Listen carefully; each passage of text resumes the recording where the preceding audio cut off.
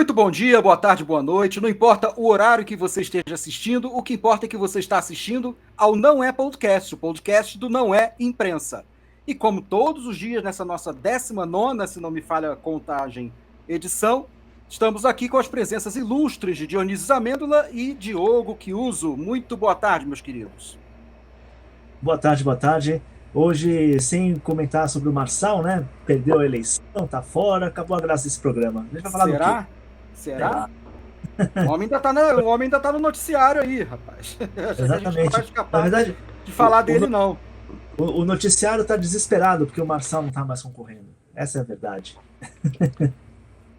Marçal perdeu o hype. Ou a imprensa perdeu o hype. Eu acho que a A imprensa que imprensa, perdeu o hype. mas O a Marçal imprensa vai. perdeu a notícia. É, exatamente. Tudo bom, Agora ele senhores? vai voltar. Tudo bem. Agora o Marçal vai voltar para a insignificância dos cursos de coach e das suas obrigações financeiras obscuras. Tenho minhas Macumba, dúvidas. Operações.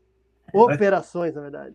ele vai seguir lá com as macumba quântica dele lá tal, que não funciona, Mas né? acho que antes da gente entrar nas macumbas quânticas ou de outras espécies, a gente tem que pensar e falar no Marçal, sim, né? Porque ele agora está sendo apresentado aí, principalmente pelos boulistas, como o fiel da balança que vai decidir a eleição. Todos querem os votos de Marçal.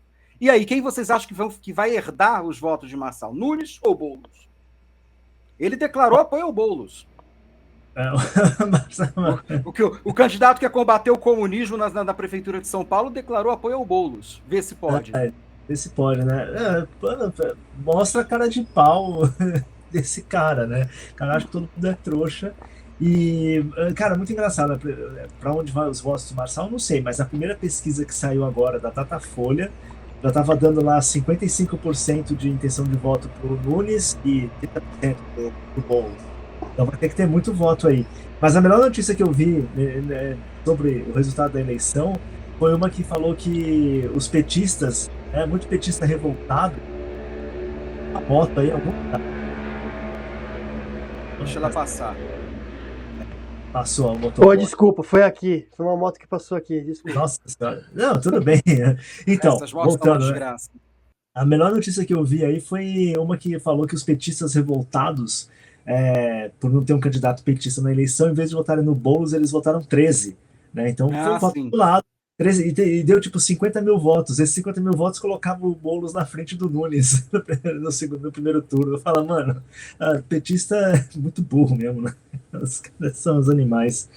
Mas enfim, eu acho que, cara, se Deus quiser, né, vai o morto-vivo do Nunes, continua aí na prefeitura e a gente se livra desse Boulos que vai ser derrotado uma vitória cachapante, que seria bem interessante ver ele ser derrotado de uma vitória cachapante. Já tem pesquisa, né? Tem, então. Essa pesquisa aí que saiu agora deu 55% de intenções de votos para o Nunes e 30 e poucos para o Boulos, né? E o Marçal 55 a ridículo, 33. né? 33, exatamente. É. E se Deus quiser, vai ser daí para pior para o Boulos, né? Vai ser tipo 60 a 30, enfim, vamos lá. Mas E o vocês Marçal, acham que algum eleitor do Marçal vai votar no Boulos mesmo, só de pirraça? cara, eu acho que vota, viu? Porque o povo é tudo louco. Esse povo é louco, né, cara? Tipo, os caras meio revoltados contra o Nunes, contra o Bolsonaro e tal. O cara vai lá e vota. Mas eu acho que não vai ser um número tão expressivo assim a ponto de dar alguma chance pro Boulos bater de frente com o Nunes, assim. Pelo menos eu acredito nisso, assim. Jogo? Porque o Marçal ele tava com aquele dilema de ter que pular ou voltar mais para o centro para conseguir os votos necessários para ele para o segundo turno. Ele quase conseguiu, ficou bem próximo, né? A gente tem que também admitir que foi não apenas uma surpresa, né? Ele quase realmente foi para o segundo turno e tirando bolos ainda, que seria uma coisa muito engraçada. Mas o problema é que ele começou talvez muito tarde essa transição para o centro, para tentar ser mais apaziguador, mais civilizado. Eu acho que a coisa não deu muito certo. Mas o problema agora do Boulos é o contrário, né? Ele também está tentando fazer essa jogada de tentar ser mais centro, Boulos paz e amor e tal, mas isso não está colando muito. Principalmente nas periferias, né? Saiu também um mapa da votação do primeiro turno, e o Nunes tem muito voto na periferia, né? O Boulos, ele não é uma unanimidade, não adiantou nada ele ter saído lá do apartamento duplex do pai dele lá de Pinheiros, alugado uma casinha no Campo Limpo e andado de Celtinha por aí, quer dizer, não adiantou muita coisa, porque ele lembra aquele personagem da Simone de Beauvoir, que é o Jean, do Sangue dos Outros, se não me engano é o livro, em que é um burguês que tem a mentalidade burguesa, ele é todo burguês, mas ele tem aquela culpa do burguês, né? Então ele quer se tornar operário. Aí quando ele vai no chão da fábrica, uma operária de verdade fala para ele, fala assim, eu não tenho opção, eu tenho que ser operária pro resto da vida. Agora você é burguesinho, acha que pode escolher ser operário, né? Porque você é um burguês arrependido. E daí ele fica nesse dilema, o livro inteiro, aquela coisa e tal. É o personagem ideal do Boulos, né? Que é o burguês arrependido, que quer fazer carreira política e fica com essa conversa mole de que é da periferia e de que é pobre, anda de corsinha. É uma coisa ridícula. Sendo que da periferia mesmo originalmente, o Nunes é da periferia mesmo, né? Aliás, todo mundo era da periferia, né? Todo mundo, nessa eleição, todos os candidatos falavam da periferia, né? A Tabata é da periferia, o Nunes da periferia, todo mundo o Nunes, ele usa, como é que é? Ele é cria da periferia. Não, mas pelo menos ele tem a raiz, o mais engraçado é o Boulos que não tem e quer posar de, eu sou aqui da periferia. Não, mas até o Datena falava que era da periferia, porque ele representava a periferia por causa do programa dele. Então, quer dizer, só tinha candidato da periferia dessa vez. Mas o Boulos é isso, né, cara? O Boulos é essa classe média branca que se sente culpada porque faz parte da elite. A classe média e branca. Exatamente, aí fica aí meio nesses papinhos furados, tudo. Né? Eu não sei, eu acho que tem uma certa hipocrisia, um certo cinismo também dele ele quer ser político, ele quer ser um novo Lula, né? E aí fica com essa lenga-lenga, só que ele tem que ver que assim, o arquétipo do Lula já morreu, o Lula é um cadáver político. Ele teria que tentar outra coisa, tentar ser outra coisa, né? E não ficar tentando emular. Aliás, assim, essa coisa de tentar emular os dois grandes líderes, né, da nossa nação hoje em dia, o mentecapto Bolsonaro e o ladrão do Lula, quer dizer, não deu certo para nenhum dos dois, né? O Boulos está tentando ser o Lula e está tomando uma lavada aí nesse segundo turno, e o Marçal também não conseguiu muita coisa, né? Ele quase foi para o segundo turno, mas se fosse para o segundo turno também a gente sabe que ele não ia ganhar. O interessante é que você traz esse mimetismo do Boulos em relação ao Lula, e tem essa coisa de ser claramente uma versão piorada, né? Porque o Lula é um pilantra, ladrão, não sei o quê, mas a raiz dele lá no movimento operário, não sei o quê, ele realmente era aquilo, né? O cara que era nasceu em Pernambuco, veio pra cá, analfabeto, sem dente, aquela coisa toda, careca e tal. E aí se tornou essa figura política que nasce do movimento operário lá na década de 70, 80. Então ele pelo menos tem essa fonte. O Boulos o que eu acho mais absurdo, que você fala bem que essa hipocrisia do Boulos, é que ele é uma farsa, né? Porque ele tenta basar com essa coisa popular, tal, não sei o quê, mas ele é um filho de classe média que olhou e falou assim, nossa, o Lula é o meu modelo, então ele vai lá e segue. E o Boulos é pior, porque eu acho que o Boulos, assim, o Lula no seu melhor momento, e mesmo nos seus piores momentos, você não pode negar que o Lula tem uma questão de empatia, assim, né? Uma coisa meio psicopata até, né? Ele é um cara que é empático, né? Você não tem como negar isso. Ele é um político empático, tudo. Hoje em dia tá decadente, é um cadáver, tal, não sei o quê, mas no seu melhor ele era. O Boulos, ele não é isso, né? O Boulos, você vê que a empatia do Boulos é completamente forçada, assim. Eu tenho a impressão de que ele tem uma coisa meio... Ele tem nojo de pobre. Eu tenho certeza que o Boulos não gosta de muito de pobre, não, cara. Porque o modo como ele faz, sabe aquela coisa meio assim, não, você aqui e tal, é meio estranho. É que nem o Haddad. Eu lembro muito do Haddad também, que o Haddad claramente é um intelectual, petista, aquela coisa toda, mas é um stalinista, né? O Haddad, ele fala com você olhando de cima e te olhando e falando assim, se eu pudesse, eu mandava você pro paredão, seu burguês. Seu lumpen. O Lupen, o Haddad é exatamente isso, assim, ele tem uma cara e um jeito que é muito stalinista, mas o Boulos não, o Boulos é essa coisa meio hipócrita, meio invertebrado. Passivo-agressivo.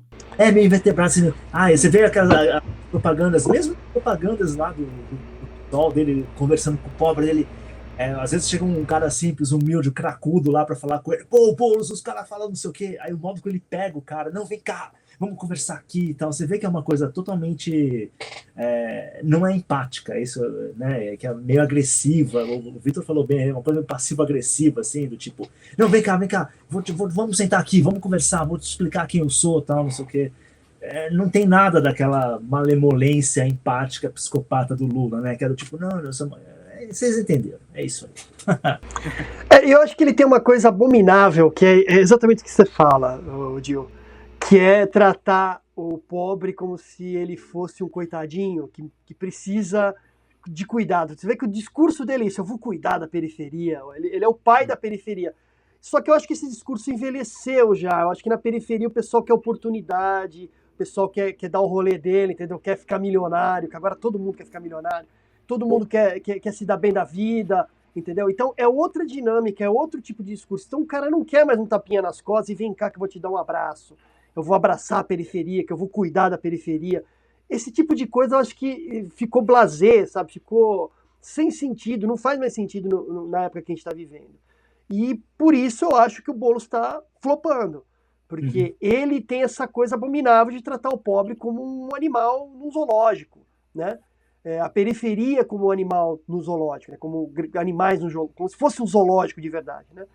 E outra coisa é a própria Marta, que ela já foi muito popular na periferia, que eu acho um paradoxo, né? Total. Uma dondoca dos Jardins ser uma pessoa carismática ao ponto de ser idolatrada pela periferia, mas ela também envelheceu, ela é de outra época, né? É outra época, outro tempo, que se fazia um outro tipo de política. Então eu acho que esse problema, da esquerda está com esse problema, né? De tentar encontrar um discurso novo, fora desse balaio de gato que virou a cultura woke, que não é nada empática, né? Ela é tiro, porrada e bomba o tempo todo, mas fica tentando resgatar aquela coisa romântica da década de 60, meio Simone de Beauvoir, meio Sartre, né?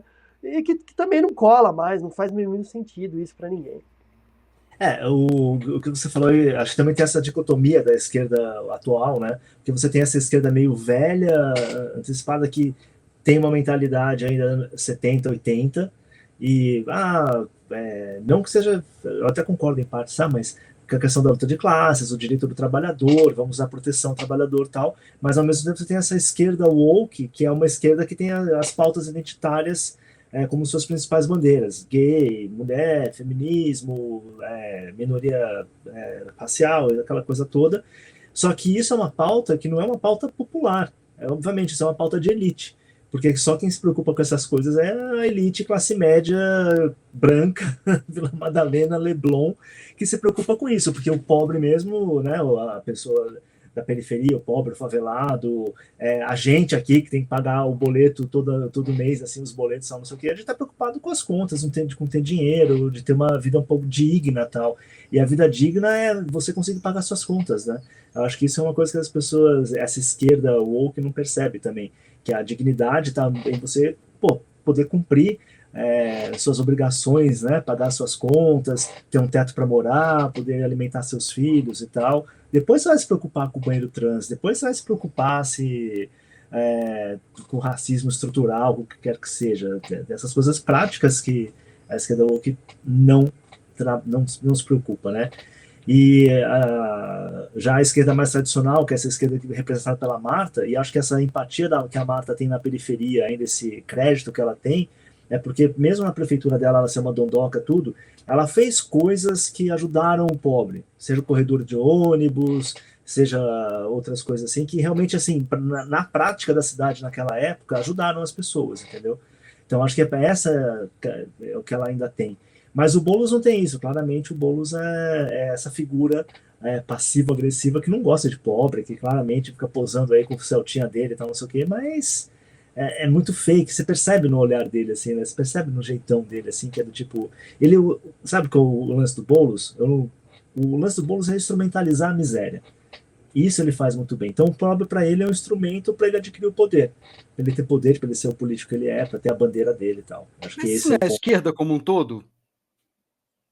Eu acho que em partes, cara. Eu acho que não dá para colocar no mesmo balaio. É a mesma coisa que dizer que toda direita é reacionária, entendeu?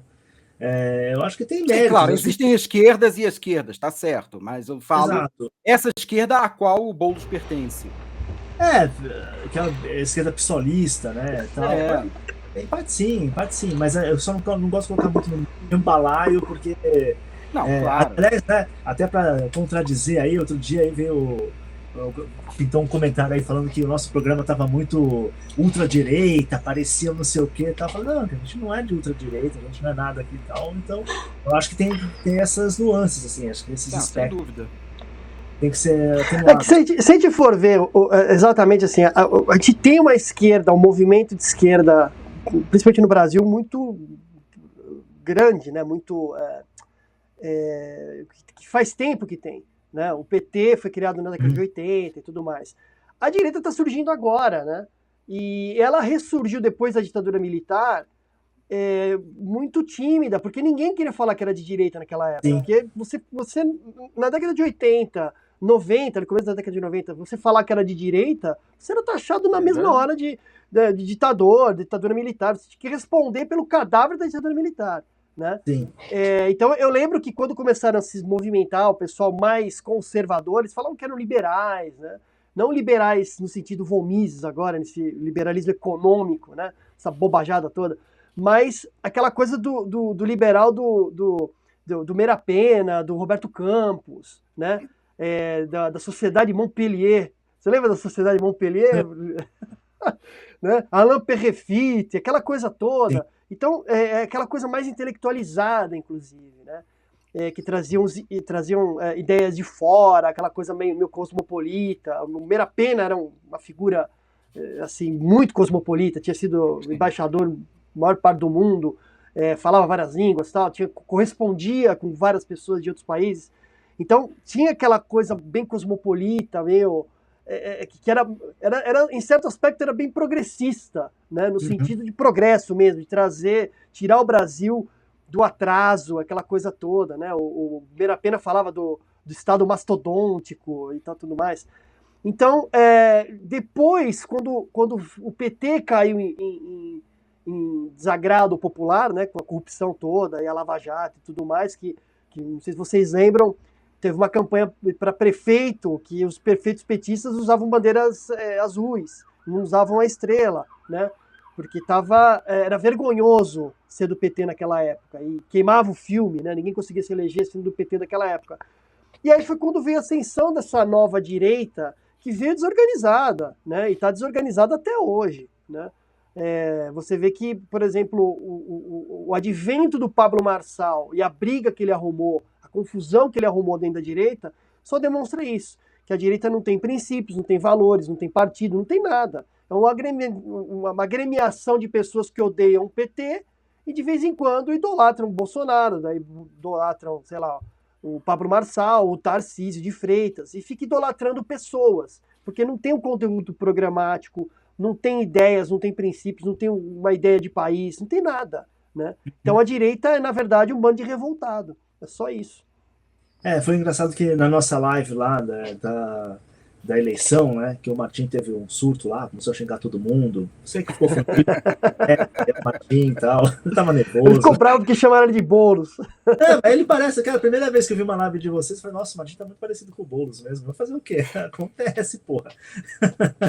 Mas enfim, o que eu ia falar é que, mas naquela live não deu tempo. Ele podia tirar aquela barba, né, já dá uma melhorada. Claro.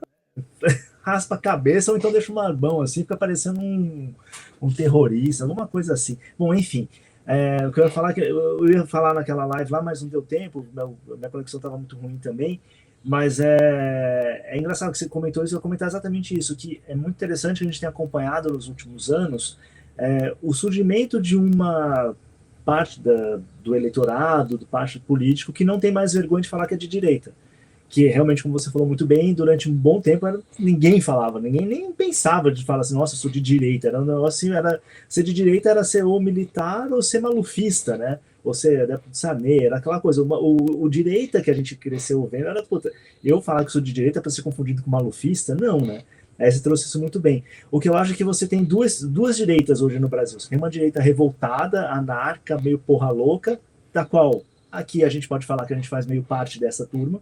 Eu tipo, foda-se, a gente não quer saber de nada, a gente tá preocupado com outras coisas e tal. E você também tem, mas você tem aí uma direita patrimonialista também, que é uma direita que percebeu que existe um jogo de poder no qual eles podem entrar, porque tem uma grande parcela da população que não é atendida e que tem valores de direito. Então esse pessoal começou a olhar e falar assim, bom, peraí, dá para ter um carguinho eleitoral aqui, dá para ser vereador ali, dá para ser deputado estadual lá, dá para ser até prefeito ou governador, olha só que legal. E aí nesse cadinho surgem figuras como o Pablo Marçal, que não foi eleito, mas em São Paulo você elegeu figuras como, cara, eu toda vez que eu vejo umas figuras dessa, e depois eu não sei direito quem são, depois eu vou ver, eu começo a falar, mano, como pode, né? Eles votaram aí o vereador mais votado em São Paulo, é o tal do Pavanato. Eu nem sabia. Aí eu fui ver umas fotos desse cara para ver o que é. Eu falo, cara, isso aí parece, sei lá, ator sei lá, de Brasileirinhas, G Magazine gay, saca? Como que pode? Aí tem uma só dele com arma, assim, junto com aquele Nicolas lá e tal. Eu falo, mano, que puta troço gay, cara. Você põe uns VHS vagabundo dos anos 80, assim, você fala, mano, troço horroroso. Aí os caras votam nesse tipo de gente porque o cara fala que é de direita, sabe? Aí você fala, bom, mas pra mim Só fazer um parênteses, ele não tem aquele perfil de moleque que sofria bullying na escola? Porra, mas basicamente toda essa direita tem esse perfil, né? Paulo Cogos. Bom, o Cogos não vou falar do Paulo Cogos, que eu já vi que o Danilo Gentili vota no Paulo Cogos. Eu não posso falar mais nada, senão vou internar o Danilo Gentili também. Vai tomar no cu, mano, votar no Paulo Cogos. 10 mil. Falou aquilo de brincadeira. Falou aquilo de brincadeira, pelo amor de Deus. Espero que sim. Eu senti muita sinceridade no voto dele. Será? Eu acho que é trollagem. É zoeira. Não, zoeira. Tá bom. Vocês estão garantindo aí de vocês. Eu não posso botar minha mão no fogo. Só acho que... Mas enfim, mas você vê que, para mim, essa direita, assim, essas figuras, Nicolas, Pavanato, Amanda, sei lá o quê, esse pessoal, Mamãe Falei, para mim esses caras, eles não são essa direita revoltada porra louca que nem a gente é. Para mim esse pessoal aí é simplesmente um pessoal que olhou e falou assim, cara, são muito pragmáticos, são muito filhos da puta e são muito pragmáticos, são cínicos e olham e falam assim, cara, dá para conseguir um carguinho no governo aqui, dá para ser, como eu falei, né, ser vereador, ser deputado, tal, não sei o quê. E, cara, a tara desse pessoal é ser essas coisas, por quê? Primeiro que você tem que ganhar dinheiro, né? Você tem dinheiro ali, você vai ganhar. Quanto ganha um vereador aqui na Câmara? Eu não sei quanto ganha, mas no mínimo deve ser, sei lá, uns 15 pau, não sei, eu não acompanho isso. Ou quanto é o salário de um deputado estadual? E assim vai, entendeu? Então, primeira questão da grana. Segunda questão de poder. Os caras têm... Cara, você assumir um cargo público no Brasil, você tem poder. Né? E aí é um poder do qual você vai cada vez se enfiar mais, cada vez estar mais ali. Só para deixar você mais indignado, eu não sei vereador, tem que fazer uma pesquisa, mas deputado estadual e deputado federal, o custo mensal médio desse pessoal é 500 mil reais por mês. Desculpa. O salário, verba de gabinete, verba não sei do que, verba indenizatória, blá blá blá, enfim. Carro, alugar carro, tudo então, para mim, é exatamente isso. Tá explicado, mas muito mais do que outra coisa é porque você conseguiu um cargo público desses, você tá meio que feito para sua vida. É só você não ser se meter em muita mutreta, né? Não der tão na telha, assim, que você tá parecer que você tá fazendo muita mutreta, tal, não sei o quê, tal. Você vai ter um emprego pro resto da sua vida, cara. Enfim, e com puta de um salário, né? Digamos assim. Então, para mim, essa direita tem esse aspecto. Só que é uma direita que surgiu, que está aí, que está no cenário político. A diferença para o PT dos anos 80 é que, obviamente, o PT surge como um projeto de partido político, tal, não sei o que aí foi se agregando, e essa direita é totalmente desorganizada. Você tem tantos filhos da puta, tipo os Bolsonaro, que são uns parasitas do poder desde há mais de 30 anos, e elegeram o número 4, mano. O 4 lá, o 04 foi eleito. Vereador em Balneário Camboriú. Cara, como pode, né? Você olha para aquele indivíduo ali, você fala assim, o QI dessa figura aí deve ser menos de 81. E o cara é eleito vereador, entendeu? Pronto, vai lá. Então, assim, mas é a família que tá aí nessa. Então você tem essas famílias, esse pessoal que já tá colado no poder, parasitando há muito tempo, e você tem os novos parasitas. Para mim é um pouco isso. Mas existem, enfim. como que a gente lida com eles e tal. Eu acho que a primeira coisa é esculachar todos eles, antes de mais nada. Falar assim, olha, não quero distância desse pessoal aí. Ah, não sei o que, mas eles são a voz nova da polícia. Ah, foda-se, eu cago e ando pra eles. Enfim, falei demais, desculpa aí, se ofendi alguém. Não foi a intenção. Então vamos Mas mudar de assunto um pouquinho. Vamos falar do Dia das Crianças, dia 12 de outubro, esse sábado, né? Também dia de Nossa Senhora Aparecida para os católicos, mas a gente aqui vai falar do Dia das Crianças, que dessa vez não vai ser feriado, que caiu num sábado, né? Mas saiu agora uma pesquisa de que as crianças não querem mais brinquedo no Dia das Crianças, elas preferem celular. aqui é pra... Diogo Piuso, você que tem 4 crianças em casa, portanto tem bastante lugar de fala. Isso aí corresponde à realidade, ao que você vê na sua casa? Ou Não, na minha casa a não, porque galera a aí gente ainda... vive não, aqui na minha casa a gente vive ainda na época da da pedra lascada, entendeu? Que não tem televisão, não tem nada, não tem nenhum gadget eletrônico. Mas não, é brincadeira, mas se você lembra o Steve Jobs, ele proibia, parece, os filhos dele. os filhos dele de usarem tablet, iPhone, não sei o que, né? Então, você já vê por aí, né, que ele queria infligir o problema aos outros, não à família dele. Mas eu não sei direito se, sabe, essa coisa do celular também virou uma questão de segurança para algumas famílias, tá? E quando você verdade. coloca um celular na mão de uma criança, o que ela faz não é ligar, não é ficar entupindo aquela porcaria de joguinho, daquele joguinho do tigrinho. Começando assim, cedo com o jogo do tigrinho. As crianças já estão começando cedo, mas é verdade, assim, de vez em quando... Já baixa os bets ali, ó, já vai apostando, mano. Não, mas não é bet, mas é uns joguinhos gratuitos, mas que deve ter um monte daqueles vírus, né, para ficar roubando tua senha, tal, do banco, essas coisas.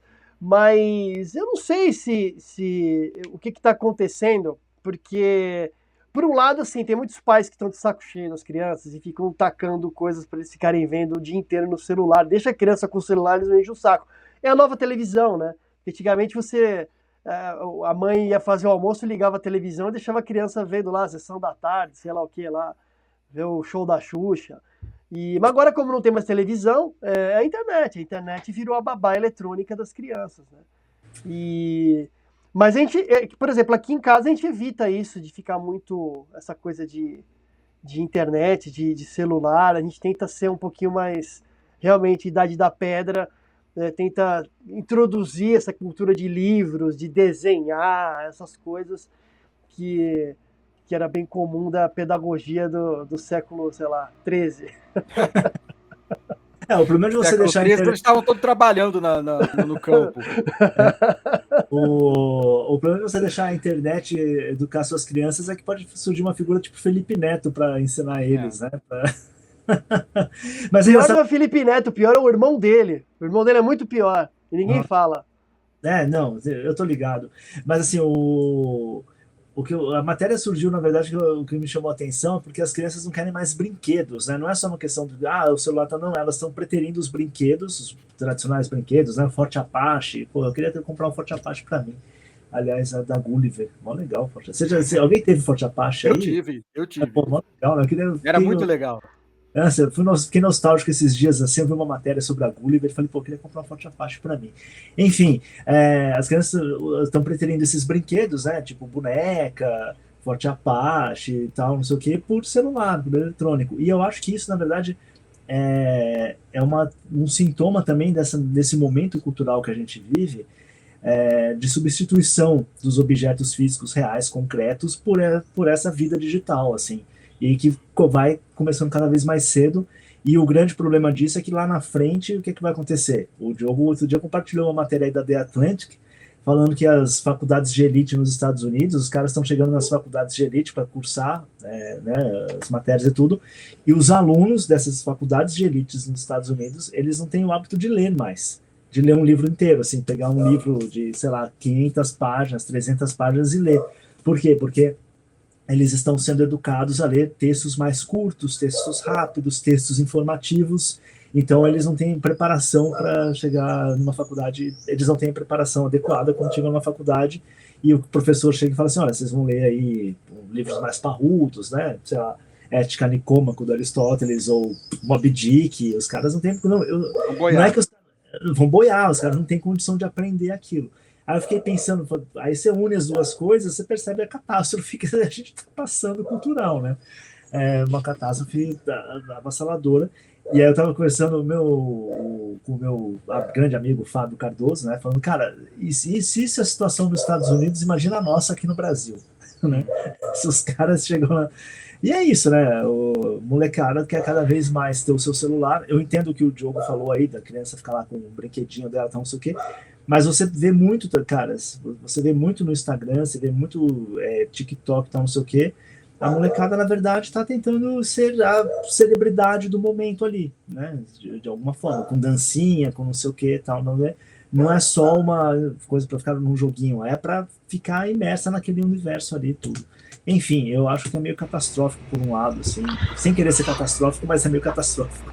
Não, mas é mesmo. Mas para você ver, é muito interessante esse negócio falando dos Estados Unidos, que se você pegar o currículo do inglês para estrangeiros, né, tem 3 estágios: estágio inicial, o intermediário e o avançado, e tem um 4º estágio que é para integrar você para entrar para a universidade.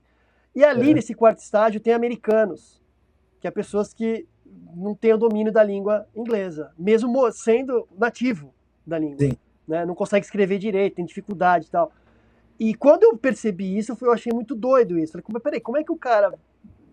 Mas, por outro lado, é um certo cuidado também da universidade de te dar um treinamento para você poder ter uma vida acadêmica razoável, né? Coisa que, por exemplo, não acontece aqui no Brasil. As pessoas chegam semi-analfabetas na faculdade e vão fazer um mestrado, fazem até doutorado. Então, tem esse problema também. Mas, por outro lado, também, uma questão que a gente precisa levar em consideração é que na Europa tem um movimento contrário, esse negócio de telas, e a França reintroduziu caligrafia na sua escola, na escola pública, né? Porque não é só a questão de ter uma letra bonita, tal, é uma questão de coordenação motora, que você perde quando você fica só digitando em celular e em computador. Então tem toda essa questão que eles estão retrocedendo, assim, numa pedagogia um pouco mais antiga.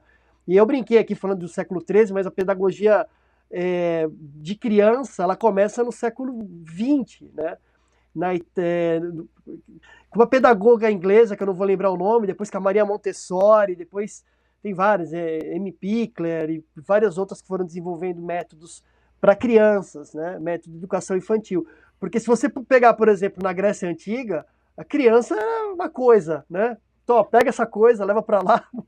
Não tinha educação infantil, né? Até talvez o século XX nunca teve uma educação infantil realmente voltada só para as crianças. É uma coisa muito nova isso. É a nova pedagogia, a nova escola da Maria Montessori e tudo mais.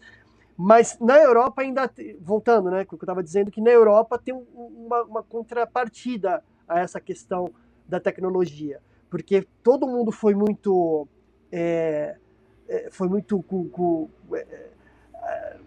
entusiasta, né, dessa coisa da tecnologia na educação, só que hoje eles estão vendo que tem uma certa depreciação até intelectual das crianças e dos jovens e adultos e tudo mais, que já não tem mais o hábito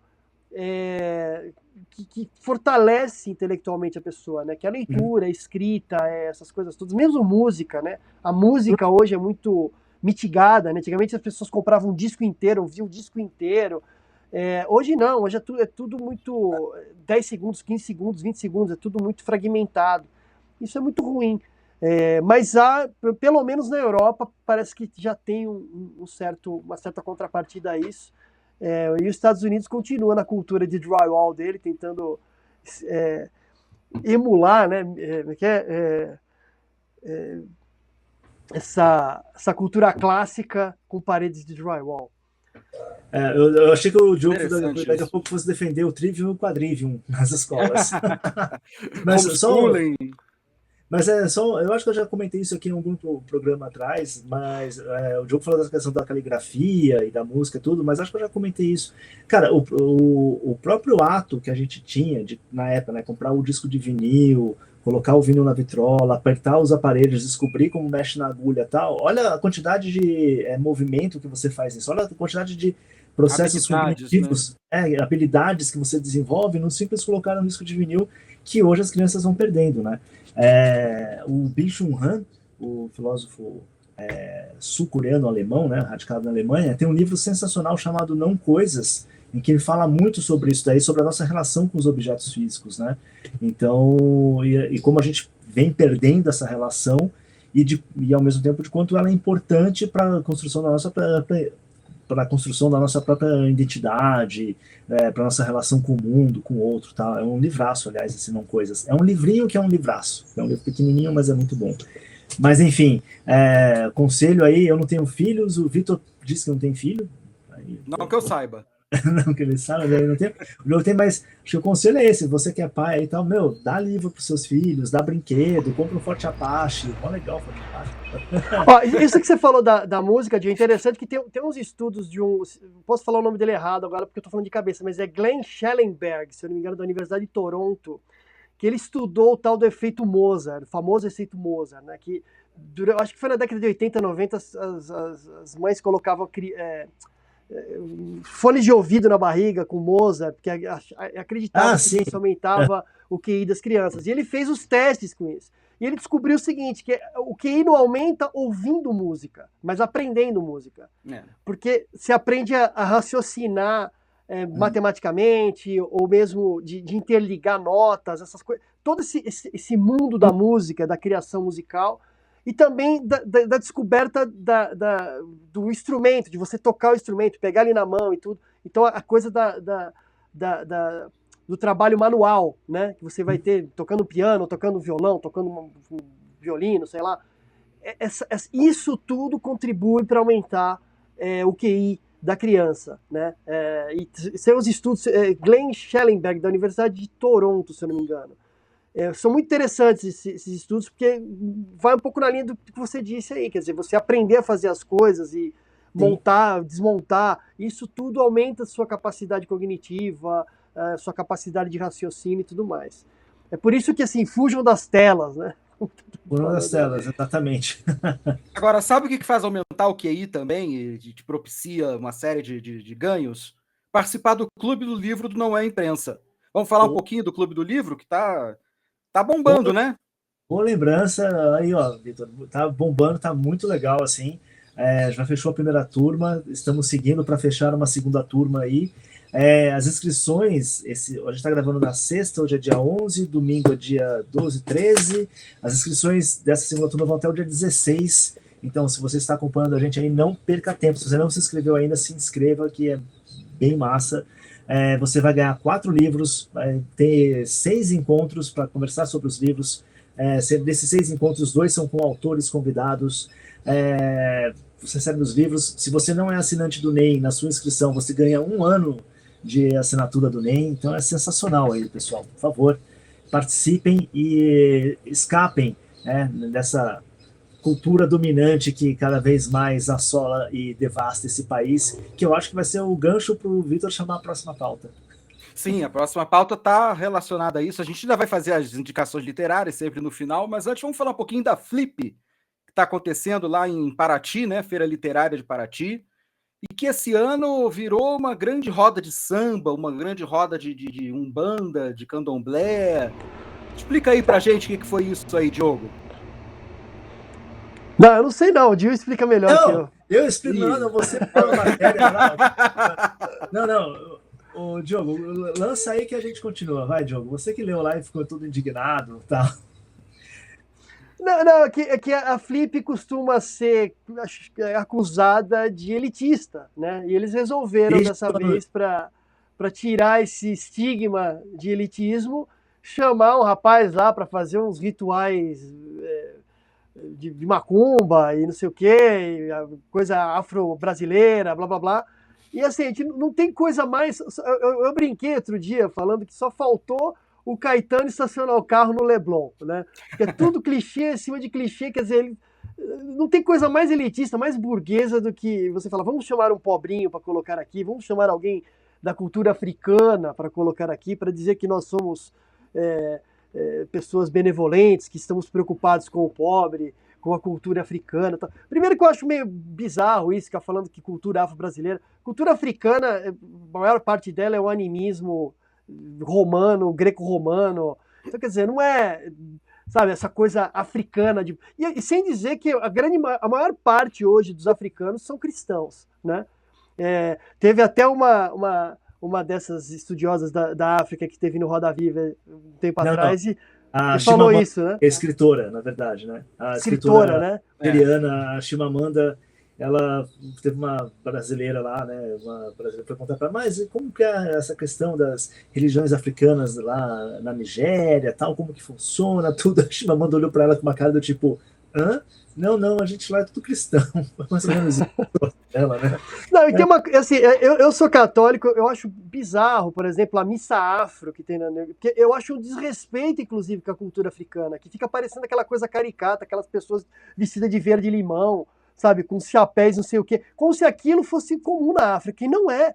Né? Aquilo é comum, assim, no brasileiro que fala que é africano, mas nasceu no Brasil, nunca foi para a África, não sabe nem onde fica a África no mapa. E aí fica com essa palhaçada. E aí a Flip vai lá e, para tirar o estigma de que eles são elitistas, eles fazem essa patifaria, essa coisa ridícula, para fingir que são preocupados com a população menos necessitada e tudo mais. Agora vai esse negócio de achar que é pop porque fala em religiões afro-brasileiras, né? Ou religiões de matiz africano, como também dizem. É que eu não conheço, todos os macumbeiros, todo mundo que eu conheço é rico. Eu não conheço um macumbeiro pobre. Não conheço. É porque hoje você vai na periferia, só tem igreja evangélica, não Exatamente. Religião de pobre não é candomblé nem umbanda. Religião de pobre é ser evangélico. Hoje em dia é até a classe média. Agora, todos os macumbeiros que eu conheço, e não são poucos, são de classe média para cima. Então, não, e uma coisa interessante que no começo do livro Esaú e Jacó, se eu não me engano, Esaú e Jacó, do Machado de Assis, a mulher sai da missa do galo e aí ela paga o taxista, né, a carroça para levar na boca do morro e fala, você não me viu aqui. Ela sobe o morro e vai lá na cartomante. Não é para ela só cartomante. Mas é engraçado, né? Porque a Flip, ela surge né, como uma feira literária de Paraty, uma feira já tem aí sua história, e ela surge realmente como uma feira, né, que trazia personagens, escritores internacionais, já passou grandes nomes lá na Flip, né? Mas ela sempre teve realmente essa conotação de ser elitista. Começa, né, novamente, estava conversando lá com o Fábio, você já foi para a Flip? Ele falou, fui 2 vezes a trabalho. E tal. Aí você gastou muito dinheiro lá, não tem como não gastar dinheiro, porque tem a hospedagem, tem não sei o quê, então você vai gastar dinheiro, né? Então, começa daí. Então, a Flip, ela tem essa sua origem, né, de trazer essas personas literárias. A maioria, pelo que eu sei, das mesas, dos encontros, você tem que pagar para poder participar. Não é que você chega lá e vou tipo, puta, vai vir aí o escritor, vou lá entrar na mesa. Não, você tem que pagar para participar tal. Então, você tem que ter muita bala na agulha para ir. Então, ela já é elitista. Capitalista pra caramba esse pessoal da esquerda, né? Né, cara? Começa que tem isso daí. E aí os caras fizeram essa roda de samba, tal, não sei o quê, e aí uma das personalidades que os caras chamaram para falar, né, o grande especialista da cultura afro-brasileira, que é um tal do Luiz Antônio Simas, que é o carioca aí, conterrâneo do nosso querido amigo Vitor. E o Simas, eu brinquei, cara, você olha pro Simas, você acha que a primeira vez que eu ouvi falar do Simas, eu falei, nossa, deve ser, sei lá, né, um ser de ébano brilhante, né, grande, tal, não sei o que, com dreads, tal, não sei o que nada. O Simas é uma lombriga europeia, careca, e um cara de alemão que na década de 30 estaria perseguindo os familiares do Vitor lá na Alemanha, provavelmente. O cara menos, coitado. Também. Tem cara de ariano mesmo, mas... gaúcho, sei lá de onde que esse cara aqui é, tal. E o cara hoje em dia é o maior especialista aí, tal, que fica pontuando e vaticinando sobre macumba, sobre terreiro, sobre religião afro. Inclusive ele é babalorixá ou babaô, alguma coisa assim. fez uma roda para convocar Exu lá para a feira, tal, enfim, né, cara. Eu acho que foi engraçado que quando eu comentei isso com o Diogo em off, o Diogo falou, cara, mas você quer coisa mais pequeno burguesa, classe média branca do que roda de samba e ser babalorixá? É isso, né, cara? É o que a gente tem falado aqui nesse programa e tal. Mas acho que a Feira Literária de Paraty... É um lugar que possivelmente vai estar o Barroso. Ah, sei lá. Roda de samba e essas coisas meio esquisitas, tipo João de Deus. E aí você vê essa feira literária, e é engraçado, tipo, eu sou muito anti esse mundo literário, né? Não sei como que eu tenho uma livraria, né? Eu tô uma anti-livraria. Eu acho que o maior crime não é livraria. Da Flip, o maior crime da Flip é sempre fazer eventos com literatura ruim. Que faz um evento assim... Porque assim, a literatura, queira ou não, né, a arte em si, ela é elitista, né? Ela vai ser sempre elitista. O problema é ser elitista e banal, né? Não, então, porque as discussões são banais. Eu não acompanho também a Flip há tanto tempo assim. Eu acredito que antigamente devia ser um pouquinho melhor o nível. Porque assim, dos últimos anos, é uma grande palhaçada aquilo ali, sabe? Aí fica lá com fora Bolsonaro, ele não sei o quê. E a literatura passa largo lá, largo. Sabe, esse ano vai ter o quê? Felipe Neto? Provavelmente, eu não sei se vai estar, mas provavelmente vai ter estar um monte de militante pró-Palestina. Aí vai estar o Felipe... Então, vai ter militante pró-Palestina, vai ter o Felipe Neto, que não escreveu o livro dele, que o livro dele é escrito por um ghostwriter, quer dizer, um escritor de mentira. E, pô, tem que ter uma roda de samba mesmo, tem que ter o Caetano estacionando o carro. E é isso aí. E é engraçado, vocês falaram muito bem, assim, acho que nos últimos anos, realmente, a Feira Literária de Paraty, ela foi perdendo até... Antes, porque se antes ela era elitista e trazia umas figuras interessantes para cá, né, de autores, tudo, realmente nos últimos anos, ela, principalmente a partir do governo Bolsonaro, ela passou a entrar nessa onda, né, do antifascismo, de não sei o que, e começou a abrir portas para esse tipo de horror aí, que é, tipo, pauta pró-Palestina total. Aí hoje traz essas figuras como Felipe Neto para a feira, então você fala, cara, tudo para conseguir se manter relevante no momento em que, na verdade, está todo mundo cagando e andando para a cultura, né? Acho que tem esse aspecto também. E aí, você falou, né, Diogo, que o pessoal da feira, né, bem capitalista e tal, e os caras são tão capitalistas que, para quem não sabe como funciona mais ou menos a estrutura da feira, né, você tem a feira literária, que são os eventos, os encontros, as palestras e tal, só que tem que vender livro. E a feira, o pessoal que organiza a feira tem uma parceria com uma grande livraria aí de São Paulo, tal, que é a Travessa. E a Travessa seria... a livraria... do Rio, desculpa. É do Rio. Do Rio, desculpa. Não, só um detalhe sem nenhuma importância. Porque tem a Travessa aqui em São Paulo agora. Então, mas originalmente ela é do Rio. Rio. Do Rio, né? Desculpa. Então, você tem a Travessa, que é a parceira da Flip, e a Travessa que vende os livros oficialmente lá. Então, se você está lá passeando para você comprar livro, você compra na Travessa. Só que, para não ser tão elitista assim, a Flip abre as portas para editoras independentes terem os seus espaços para vender lá na Flip, tal, não sei o quê. Só que esse ano, os caras pegaram... E eles cobram, tá? Para você ter um standzinho lá. Você tem sua pequena editora, você quer vender livro na Flip, você tem que pagar uma graninha ali para a Flip, que acho que foi R$3.000 por stand e tal. E R$3.000 para uma editora pequena não é pouco, né, Diogo? Não. Não. Então, aí, só que o que os caras fizeram? Os caras pegaram todas as barraquinhas lá das editoras pequenas e colocaram meio que na periferia da Flip, num canto qualquer lá. Aí todos os caras, né, dessas pequenas editoras independentes e tal, estavam putos com a organização, reclamando tal, teve até matéria. E aí a Flip veio com aquele discurso do tipo, não, mas a gente fez isso para valorizar os eventos, para não sei o que e tal. Enfim, né? Fizeram do jeito mais... Ó, a piada, hein, Vitor? Fizeram do jeito mais judeu possível. Pegaram a grana e fuderam todo mundo. Olha aí, rapaz, olha aí. Não, mas o problema de colocar lá na periferia o pequeno livreiro, né, é que ele vai ter que disputar com a boca de fumo, né? Então, em vez de vender livro, ou ele consegue fazer uma joint venture ali com o traficante para vender o livro com o baseado, ou ele vai ficar sem o livro, vai ficar só o baseado. Não sei, mas são essas dicotomias aí do mercado editorial brasileiro que vive essa crise que, na verdade, é aquilo, ninguém se importa com o livro, né? Ninguém tá nem aí para isso. Aliás, que é uma outra coisa também, que normalmente o pessoal que vai lá para Flip, por que as pessoas vão para Flip? Porque é bonitinho aparecer no Instagram, né, no feed do Instagram, pô, tô aqui na Flip, tô aqui curtindo tal, não sei o quê. Aí você vai falar, puta, meu, pelo amor de Deus, enfim, a Flip é isso aí. É que são todos artistas, né? Eu tinha que fazer a É que piada. são todos artistas. Agora tá na moda também ser artista. Pinta o cabelo de verde e tal, abre um canal no YouTube e acha que é artista. Já é artista. Eu tô fazendo arte. Já é artista. É artista. Ou então assim, né? Porque a avó fica falando, filho, para de fazer arte. Aí ele acreditou que aquilo era arte de verdade. Mas a Flip é um sintoma, né? Acho que é um sintoma desse momento cultural que a gente vive.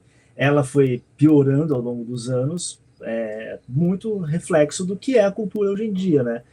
Tem mais coisas que a gente pode falar sobre livro, por exemplo. Tem mais de uma pesquisa aí falando, por exemplo, que a população, o homem, né? O gênero homem, masculino, tal, não sei o quê, não lê romance, não lê livro, não se interessa por livro, tal. No máximo que lê é livro de coach, mas não lê. Então você tem mais umas 2, 3 pesquisas que apontam isso, que o homem, né, hétero, tal, não sei o quê, ele não lê, não se interessa por ler literatura, por escrever, por nada. Então tem essa movimentação também do mercado editorial de procurar essas pautas mais progressistas, porque na verdade quem está lendo hoje em dia, quem se preocupa em ler, quem lê, é mulher, é gay, é trans, é minoria, tal. O homem mesmo não lê, muito interessante isso, né? E aí, por exemplo, não sei os amigos de vocês, mas assim, é que eu tenho amigos que, graças a Deus, todo mundo lê, mas assim, eu tenho amigos que falam, cara, amigas tal, que falam assim, cara, no mundo, a maioria dos caras que eu conheço, das pessoas que eu conheço, amigos, não lê nada mesmo, assim. No máximo, lê uma biografia ou um livro de coach. Não sei se no círculo de vocês é assim, mas é um sintoma também. Não, tá tudo assim. Tá tudo assim. E é interessante porque, se você for ver, nenhuma civilização, toda civilização, a poesia, a literatura sempre foi muito importante para essa civilização. Né? Sim. E a gente está vendo o que está acontecendo hoje ao contrário, quer dizer, ninguém mais se importa com formas de expressão, né? Seja ela literatura, poesia, ou mesmo, semana passada, semana retrasada, a gente estava vendo um protesto lá no Louvre, os caras jogando sopa lá na pintura, quer dizer, a arte é uma coisa inútil, né? No sentido utilitário do termo, né? Não serve para nada mesmo, né? Só que ela tem uma função civilizacional muito grande que, como diria o Ezra Pound, no BC da literatura, né? A pessoa que não consegue perceber isso, não adianta você tentar explicar, né? Se ela não consegue perceber isso por si mesma, ela já está perdida. E você tem essa outra parte que considera que a arte é um instrumento ideológico que serve para você avançar pautas, né? Você também percebe muito isso hoje na literatura, principalmente na literatura produzida no Brasil, contemporânea. Ela é uma literatura hoje voltada para ensinar você a se comportar na mesa de trabalho, né? Digamos assim. Então, você é branco, hétero, homem, tal, não sei o quê, mas aí você tá numa mesa, tá cheio lá tem gay, aí tem negro, aí tem não sei o quê, aí, como que você se comporta ali? Muito da literatura que é feita hoje em dia é para ensinar você, meu querido de classe média, branca, tal, não sei o quê, a se comportar nesses meios. Então você vai ler lá o livro de como que é a batalha da vida do gay na sociedade, como que as cotas ajudaram os negros a inserir na faculdade, aí tem um romance sobre isso, aí tem um romance sobre a condição da mulher feminina, tal, não sei o quê. Aí você fica lendo essas coisas para aprender a se comportar nessas mesas. Então a literatura hoje, muito da literatura hoje produzida no Brasil é essa literatura pedagógica. Olha que bizarro, né, cara? Então você pode pegar assim, os lançamentos, tal, não sei o quê, e vai lendo. Cara, os lançamentos da Companhia das Letras recentes. Um é de uma trans que escreveu um livro em Pajubá. Pajubá é a língua trans que os caras falam entre eles. Então aí tá lá, tá. O outro é um romance do Jefferson Tenório que mostrando como as cotas ajudaram os negros na luta racial, blá, blá, blá, blá. Aí o outro livro é de uma mulher falando sobre a questão da maternidade, tal, não sei o quê. Pode pegar, cara. Todos esses livros são livros que não estão preocupados, na verdade, em contar histórias, né? Em terem construções estéticas, narrativas interessantes, tal. O que esses livros fazem é ensinar você, né? Você aí, um serzinho comum que não sabe como são essas coisas, como se comportar quando você se deparar com essas figuras na sociedade, principalmente na reunião de trabalho, né? Quando você vai conversar com o pessoal do marketing, do RH, tal, como que você tem que falar, né? O que você não pode falar? Mais ou menos isso. Muito bem. Agora vamos viajar um pouquinho? Quer dizer, nós não vamos viajar, nós vamos continuar aqui com a bunda sentada no mesmo lugar. Opa, o que é isso? É que eu tava com o microfone fechado. Não, só em relação a isso. De repente deu um uma última assim. coisa. Foi uma besteira que eu fiz aqui. Mas só para ilustrar isso que o Gil tá falando, teve uma discussão esses dias, então acho que na Folha de hoje ou de ontem, que o Felipe Neto criticou um autor inglês, que tá vindo para Flip aí também, deve ser um autor que eu nunca ouvi falar, deve ser insignificante. Mas, não, é o autor do Biblioteca da Meia-Noite, acho que é Martin Hicks, alguma coisa. E a crítica, eu não li o livro do cara, não sei se o cara é bom, se o cara é ruim, não vou nem... A crítica do Felipe Neto é o seguinte, é que o livro do cara trata de uma pessoa com problemas mentais ou problemas psicológicos, e aí ele fala que não é o tratamento certo que está no livro. É uma crítica tão estúpida, né? Aí assim, é um cara que não entendeu o que é literatura. Então, dando para ele virou agora, ele era até, sei lá, mês passado, o especialista em comunicação, né? Agora ele é especialista em literatura, quer dizer, olha a contribuição da Companhia das Letras. Pega um autor fake, joga dentro da Flip, faz um clube do livro, pro cara ficar falando besteira sobre literatura. É um cara inculto, não sabe nada de literatura, e a gente tem que ficar aturando esse cara agora, andando na Flip. Não estou aqui na Flip por causa dos meus seguidores, estou aqui na Flip porque agora eu sou escritor. Você é escritor porcaria nenhuma. E cagando regra, né? E cagando regra como se não houvesse amanhã. E ele tá lá porque todo mundo tá com... O mercado editorial tá no buraco e a saída, a luz do fim do túnel é ficar fazendo livro ghostwriter com influência digital para ganhar dinheiro. Essa é a verdade. Uhum. Isso aí dava um bom corte para botar no Instagram, hein? Ô, Júnior Staff, se você assistir esse programa, pega esse corte do Diogo e põe no Instagram, cara. Cacete. Coitado do Júnior. Bom, agora vamos dar uma viajada aqui, mas vai viajar sem tirar a bunda da cadeira, né? Porque quem viaja mesmo é o Lula. E numa das últimas viagens dele aí para o México, aconteceu aquela situação perigosa do avião dele, que teve que ficar dando voltas, esvaziando o tanque de gasolina para poder pousar em segurança. E agora ele quer comprar um avião novo. Deu o primeiro probleminha no avião, esse avião que é relativamente novo, ele já quer 0 quilômetro para se garantir. Vamos falar então um pouquinho dessa questão do novo Aerolula. Eu tenho uma pergunta para você, Vitor. Diga. Para você se comprometer agora, você vai ter que se comprometer. O que você preferia? Ficar preso no avião durante 4 horas rodando com a Janja ou que o avião caísse? Olha, eu preferia fazer uma endoscopia sem anestesia. Eu acho que o Lula devia estar pensando, puta merda, tem que estar 4 horas com a Janja preso no avião com ela. E você, Diogo, o que você preferia? Eu não sei, não vou me comprometer, não. O que é interessante é que o Lula falou que ele deu uma declaração hoje dizendo que ficou 4 horas e meia pensando na vida, pensando nas coisas que ele fez, né? Pensando se ele tinha sido bom nessa vida. Dizem que quando a gente está prestes a morrer, a gente vê um filme, né? Passa diante dos nossos olhos, né? O Lula tem um Netflix inteiro ali, né? Tem corrupção, tem roubalheira, tem picaretagem, tem de tudo. Tem memórias da família Odebrecht, tem tanta coisa para ele ficar lembrando durante essas 4 horas, né? Talvez seja até pouco 4 horas para tanta coisa para ele. Mas eu não sei, será que ele chegou a alguma conclusão? Se ele estava pronto para os momentos finais, ou ele ficou com medo? Porque dizem que ele falou que fez uma brincadeira estúpida. Ele falou que chegou pro pessoal e falou assim: vamos comer, que a gente não sabe se no céu vai ter algum banquete, né? Mal sabia ele que ele ia para outro lugar. Onde talvez os banquetes existam, mas sejam extremamente indigestos, né? Então, mas o Lula foi engraçado. Ou então o inferno era ali mesmo, com a Janja, né?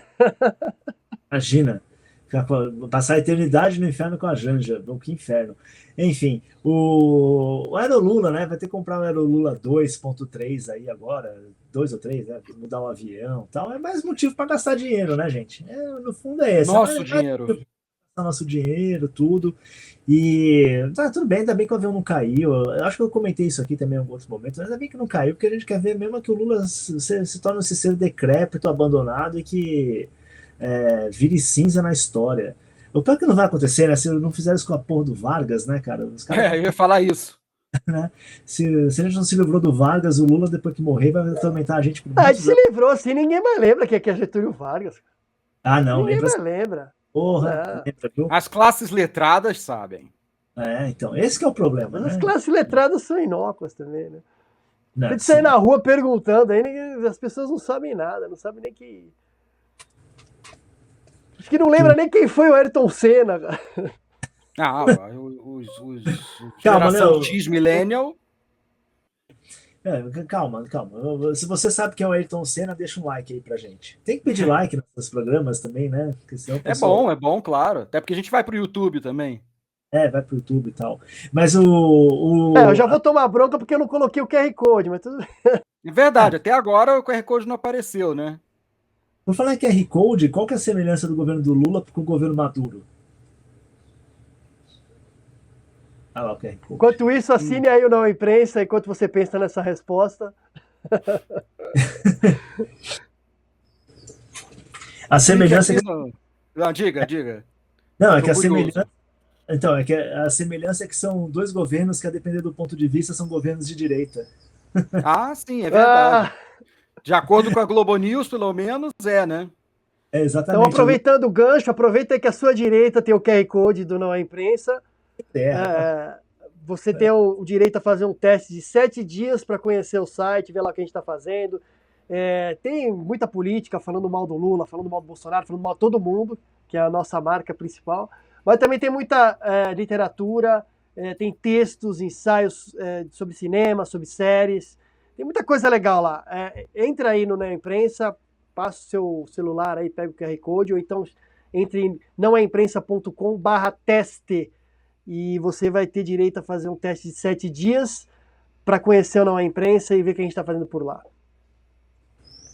Muito bem. Isso então agora vamos falar então das indicações literárias do Dio? Indicações literárias. Indicações literárias que tem muito a ver, aliás, Feliz Yom Kippur, meu querido. Obrigado. Feliz Yom Kippur. Apesar do programa vai no ar domingo, a gente está gravando na sexta-feira, que é Yom Kippur. Começa ao anoitecer de sexta-feira e vai até o anoitecer de sábado. Exatamente. Então, que celebre aí, Vitor, e tal. Obrigado. Que todos nós estejamos inscritos no livro da vida. E aí, vou indicar para vocês 3 livrinhos aí. Agora eu que agradeço, hein? Sim. Maravilha. Bonito isso, hein? Achei lindo. É isso aí. Bom, primeiro eu vou indicar aqui uns livros no clima, né? Judeus Errantes, aqui, do Joseph Roth. Joseph Roth é um dos grandes escritores do início do século europeu, nascido na Ucrânia, queria lembrar de onde que ele era, ucraniano, e o Judeus Errantes é um relato do Joseph Roth, que não tem nenhuma parentesco, que eu saiba, com Philip Roth, né? Eu ia falar, De ambos serem judeus, mas acho que não tem... O Roth mais famoso, né? O Joseph é o menos famoso, mas está aqui o Judeus Errantes, que é um relato bem irônico, sarcástico e mordaz sobre a situação dos judeus no início do século XX na Europa, e mostrando muitas das perseguições que aconteceram naquele momento, ainda antes da ascensão do nazismo, né, antes de todo o horror nazista, mas ele já mostrava como já existiam os pogons, como já existia a perseguição, de como a Europa não era propriamente um lugar tão que aceitava os judeus de uma forma bem clara, por assim dizer, né? Então, os Judeus Errantes é isso, fala muito dessa questão do exílio judeu. Você chegou a ler, Vitor, isso aqui? Conhece, pelo menos. Mas, enfim, os Judeus Errantes é um livraço. De nome, mas um grande ensaio desse momento da cultura europeia e da cultura judaica dentro da Europa, né? E de como é uma cultura que tem os seus momentos de harmonização, mas que também tem as perseguições, tem aquilo que depois vai se desenvolver no horror nazista. Então, Judeus Errantes seria a primeira indicação, tá aqui. O segundo livro saiu até um texto meu aí esses dias na imprensa sobre a Etty Hillesum, que é Uma Vida Interrompida. Isso aqui é uma seleção, né? Esse livro publicado pela INE é uma seleção dos diários que a Etty Hillesum, que era uma judia holandesa, morava em Amsterdã, vivendo sob a ocupação nazista. O livro, algumas pessoas comparam com o Diário da Anne Frank, mas eu acho que é uma comparação que o Diário da Anne Frank sai até menor, assim, porque na verdade Uma Vida Interrompida é uma grande relato da descoberta da vida interior da Etienne Lenson, porque ela vai descrevendo a Holanda sob o domínio, Amsterdã e a Holanda sob o domínio nazista, e à medida que esse domínio vai se tornando cada vez mais, que o ferrolho vai apertando, e o diário termina, né, esse livro termina com ela sendo levada no trem para um dos campos de concentração de Auschwitz, e aí a última nota aqui é um bilhete, que ela é um cartão postal que ela joga pela janela do trem, e que depois é descoberto, é tocante isso. Então, mais que ser um diário dessas atrocidades, desse momento né, de ferrolho nazista na Holanda, é um relato de uma descoberta de uma vida interior, de uma vida religiosa até. Se for para comparar, eu compararia esse livro aqui com o melhor trabalho da Simone Weil, porque a Simone Weil também tinha essa questão da sua descoberta interior. Então, um livraço. Grandes livros que eu li nos últimos anos, assim, esse Lesum, Uma Vida Interrompida. E, por fim, o livro do Odon von Horvath, Juventude Sem Deus, publicado na Alemanha em 1937, e é um livro sobre o dilema de consciência de um professor na faculdade e que começa a perceber que em 1937 o regime nazista já está no poder e começa a aplicar as primeiras leis de perseguição aos judeus, as primeiras leis mais totalitárias, e ele começa a ter uma crise de consciência, porque ele tem um lado humanista nas suas aulas, na sua educação, no modo como ele interpreta a cultura, e ele vai se tornando uma figura, uma persona não grata dentro da universidade. Então também Juventude Sem Deus, um terceiro livro para vocês aí, para vocês lerem, refletirem e pensarem. Então tá aqui, Judeus Errantes, do Joseph Roth, Uma Vida Interrompida, da Etienne Lenson, e Juventude Sem Deus, do Odon von Horvath. É isso, as dicas dessa semana são essas. Muito obrigado a vocês que compram livros e assinam, compram um livro para Trabalhar Cansam e assinam um Substack para Trabalhar Cansam também. Muito obrigado. Maravilha. É isso hoje. Muito bem. Considerações finais? Muito bom conversar com vocês sempre. Eu já faço essa cara aí de... Pô, eu tô fazendo essa cara que eu não tenho consideração final nenhuma. Acho que eu já falei tudo que eu devia e não devia falar aqui hoje. Eu sempre falo, eu sempre gosto de fazer esse programa com vocês, acho muito legal. Um abraço para você, ouvinte, que está escutando a gente assim. A gente não é de ultradireita, eu sou o que mais fala palavrão aqui, então peço desculpas se eu falo palavrão. Tricolor paulista volta em campo em breve, o Corinthians vai cair, se Deus quiser, o Flamengo vai ser campeão da Copa do Brasil, para o Vitor ficar feliz. Boa, tá difícil, né? Mas vamos ver. Pô, só garantir um empatezinho aqui na Arena. Taqueirão. No Itaquerão, vocês já passam. Eu vou torcer por vocês aí. Enfim, tá bom, esqueceu a pauta do futebol essa semana, hein? Vamos ficar para semana que vem. É verdade. Tem algumas semanas que a gente não tem falado de futebol. Mas tudo bem, fica para a próxima. Se fosse falar de futebol, o Vitor falou isso já, se fosse falar de futebol, a gente ia fazer um programa de 3 horas de duração, porque futebol tem muita pauta para falar. Só sei que a seleção jogou ontem, 2 jogadores do Botafogo lá, o Luiz Henrique e o Igor Jesus garantiram a vitória do Brasil, aí os jogadores do Botafogo e tal, e o Brasil jogou sem os seus principais estrelas, né? O Neymar já está fora há muito tempo, mas o Vini Júnior estava machucado, tal, não sei o quê. E a seleção, assim, não foi uma apresentação legal, né? Mas eu considero a melhor apresentação da seleção dos últimos tempos, assim, no sentido de que, cara, não temos mais a dependência do Vini Júnior também, graças a Deus. Então o time está ali, ó, tá se montando, tal. Gerson do Flamengo jogou muito bem, entrou lá, jogou bem. O Igor Jesus, o Luiz Henrique fizeram gols, tal. Então tem uma seleção nova se formando ali que, enfim, vamos botar fé. Vamos botar fé. Então é isso, gente. Muito obrigado pela sua audiência. Beijo para quem é de beijo, abraço para quem é de abraço e até domingo que vem. Tchau, tchau.